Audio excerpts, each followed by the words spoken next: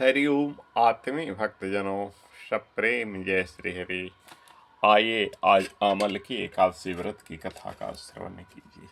भगवान श्री हरि विष्णु का ध्यान कीजिए और कथा सुनिए। ओम शांताकारं भुजं शयनं पद्मनाभं सुरेशं विश्वाधारं गगन सदृशं मेघवर्णं शुभांगं लक्ष्मीकान्तं कमलनयनं योगविद्यानगम्यं वंदे विष्णु भवभैरं सर्वलोकैकनाथं। बोले विष्णु भगवान की जय। त्रेता युग में एक दिन महाराज मानधाता ने ब्रह्म ऋषि वशिष्ठ जी से अनुरोध किया, हे मुनिवर, यदि आप मुझसे प्रसन्न हैं तो कृपा करके मुझे कोई ऐसा व्रत बतलाइए जिसको करने से मेरा सब प्रकार से कल्याण हो। महर्षि वशिष्ठ जी ने उत्तर दिया कि हे राजन, यूं तो सभी व्रत उत्तम हैं, परंतु इनमें सर्वोत्तम है आमल की एकादशी व्रत। फाल्गुन मास के शुक्ल पक्ष की इस आमल की एकादशी का व्रत करने से सभी पाप नष्ट हो जाते हैं। इस व्रत को करने से 1000 गायों के दान करने के बराबर पुण्य प्राप्त होता है।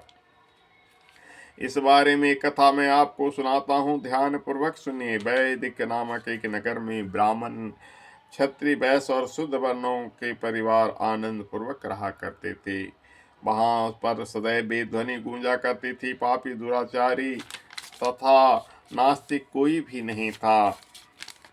उस नगर में चैत्र रथ नाम का एक चंद्रवंशी राजा राज करता था। सभी नगरवासी भगवान विष्णु के पास परम भक्त थे और सभी विनय पूर्वक नियम पूर्वक एकादशी का व्रत किया करते थे। प्रत्येक वर्ष के समान फाल्गुन मास के शुक्ल पक्ष की आमल की एकादशी आई। उस दिन राजा, प्रजा तथा बाल वृद्ध सब ने हर्षपूर्वक व्रत किया।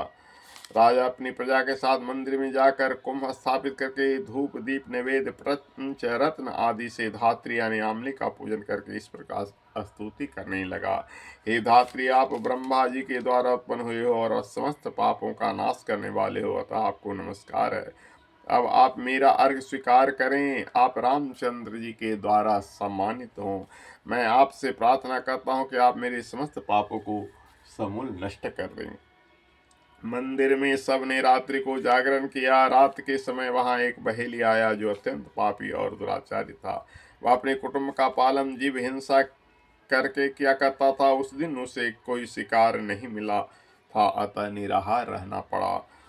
भूख तथा प्यास से अत्यंत व्याकुल वह बहेलिया मंदिर के एक कोने में बैठ गया और भगवान विष्णु भगवान का तथा एकादशी महात्म की कथा सुनने लगा। इस प्रकार अन्य मनुष्यों की भांति उसने भी सारी रात जागरण में बिता दिया।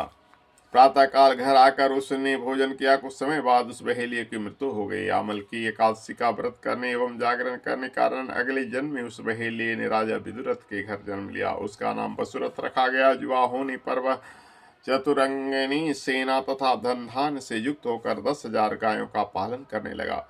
वह तेज में सूर्य के समान, कांति में चंद्रमा के समान, वीरता में भगवान विष्णु के समान तथा क्षमा में पृथ्वी के समान था। वह अत्यंत धार्मिक, सत्वादी, कर्मवीर तथा विष्णु भक्त राजा बना। प्रजा का समान भाव से पालन, जग करना तथा दान देना उसका नित्य का कर्तव्य था। एक दिन राजा वसुरथ शिकार खेलने के लिए वन गया। दैव योग से वह मार्ग भूल गया और रात्रि हो जाने पर उसी वन में एक वृक्ष के नीचे सो गया। थोड़ी देर बाद पहाड़ी म्लेच्छ वहां आए और राजा को अकेला देखकर मारो मारो की आवाज लगाते हुए वसुरथ की ओर दौड़े। वे म्लेच्छ कहने लगे कि इस दुष्ट राजा ने हमारे माता पिता पुत्र पौत्र आदि अनेक संबंधियों के मारा तथा देश से निकाल दिया, तेव इसको वश मारना चाहिए। ऐसा कहकर वे म्लेच्छ अस्त्रों का प्रहार करने लगे। अनेक अस्त्र शस्त्र राजा के शरीर पर गिरते वह नष्ट हो जाते। उसका वार पुष्पों के समान प्रतीत होता। उन मलेच्छों के अस्त्र शस्त्र उल्टा उन्हीं पर प्रहार करने लगे, जिससे वे घायल होने लगे। इस समय राजा को भी मूर्छा आ गई।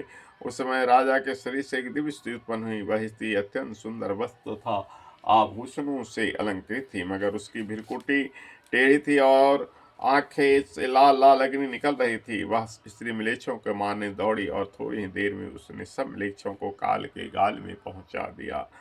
जब राजा सोकर उठा तो इन मलेच्छों को मरा हुआ देखकर सोचने लगा कि इन शत्रुओं को किसने मारा। वह ऐसा विचार कर ही रहा था कि तभी आकाशवाणी हुई, हे राजन, इस संसार में विष्णु भगवान के अतिरिक्त और कौन तेरी सहायता कर सकता है। इस आकाशवाणी को सुनकर राजा अपने नगर को चला आया और सुखपूर्वक राज करने लगा।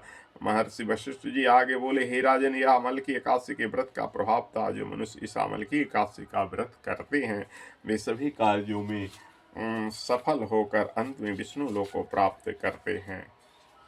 ओम शशंख चक्रम सकृटकुंडलम सपीतवस्त्रम सरशीशम सहारवक्षस्थल कौस्तुभ श्रीराम विष्णु से शाम चतुर्मी। बोली श्री हरि विष्णु भगवान की जय।